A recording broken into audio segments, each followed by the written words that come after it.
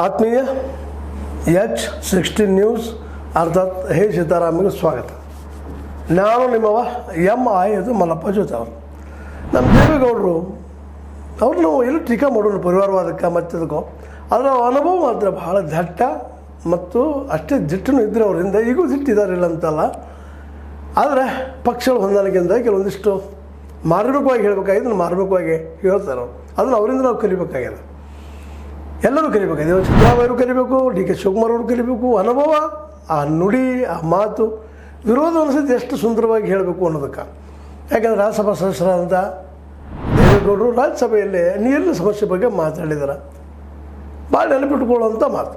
ನೀರಿನ ಸಮಸ್ಯೆ ಎಷ್ಟದ ಬೆಂಗಳೂರಲ್ಲೇ, ಕರ್ನಾಟಕದಲ್ಲಿ ಎಷ್ಟದ, ಆಲ್ ಓವರ್ ಇಂಡಿಯಾದಲ್ಲಿ ಎಷ್ಟದ, ಏನು ಎಂತು ಅಂತೇಳಿ ಸುದೀರ್ಘವಾದ ಮಾತಾಡಿದ್ದಾರೆ. ಆ ಮಾತಾಡೋ ಮುಂದೆ ಭಾಳಷ್ಟು ವಿಷಯಗಳನ್ನ ಒಂದು ನಮ್ಮ ನಿರ್ಮಲಾ ಸೀತಾರಾಮನ್ ಮತ್ತು ಮೋದಿ ಅವರಿಗೆ ಕನ್ವೆ ಅಂದರೆ ಮುಟ್ಟಿಸುವಂಥ ಕೆಲಸ ಮಾಡಿದ್ದಾರೆ. ನಿಜವಾಗಿಯೂ ಈ ಎಲ್ಲ ವಿಚಾರಗಳ ಹಿನ್ನೆಲೆಯಲ್ಲಿ ದೇವೇಗೌಡರು ಈ ರಾಷ್ಟ್ರಮಟ್ಟದ ಗಂಗಾ ಯಮುನ ಜೊತೆ ಕಾವೇರಿ ಜೋಡಿಸೋ ವಿಚಾರಗಳನ್ನು ಈಗ ನಿಮಗೆ ಹೇಳಿದಂಗೆ ನಮ್ಮ ವಿಜ್ಞಾನಿಗಳು ಅಥವಾ ನಮ್ಮ ಅಂದಿನ ಸರ್ಕಾರಗಳ ವಿಜ್ಞಾನಿಗಳು ಇದು ತಪ್ಪ, ಎಕಾಲಜಿಕಲ್ ಬ್ಯಾಲೆನ್ಸ್ ತಪ್ತದೆ ಅಂತೇಳಿ ತಪ್ಪಿಸಿದರು. ಈಗ ಮತ್ತೊಮ್ಮೆ ನಮ್ಮ ದೇವೇಗೌಡರು ಈ ಗೋದಾವರಿ ಕಾವೇರಿ ಬಗ್ಗೆ ಮಾತಾಡಿದ್ದಾರೆ. ಜಾಯಿಂಟ್ ಮಾಡಿದರೆ ಒಳ್ಳೇದಾಗ್ತದೆ ಅಂತೇಳಿ. ನಿಜವಾಗಿಯೂ ಒಳ್ಳೆಯದಾಗುವಂಥದ್ದು ಇದು.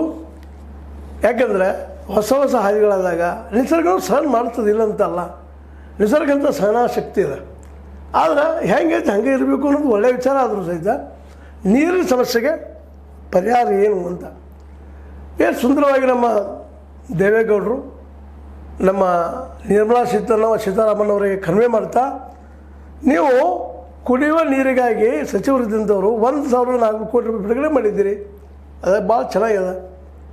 ಆದರೆ ಇದಿಷ್ಟು ಸಾಲೋದಿಲ್ಲ ಅನ್ನುವಂಥ ಮಾತನ್ನು ಮಾತಾಡ್ತಾರೆ. ಭಾಳ ಮೆತ್ತಗೆ ಮತ್ತು ಬಿರುಸಾಗಿ ಹೇಳ್ತಾರೆ ಅವನು. ಯಾಕಂದರೆ ಇಷ್ಟಿಂದ ಸಾಧ್ಯ ಆಗೋದಿಲ್ಲ.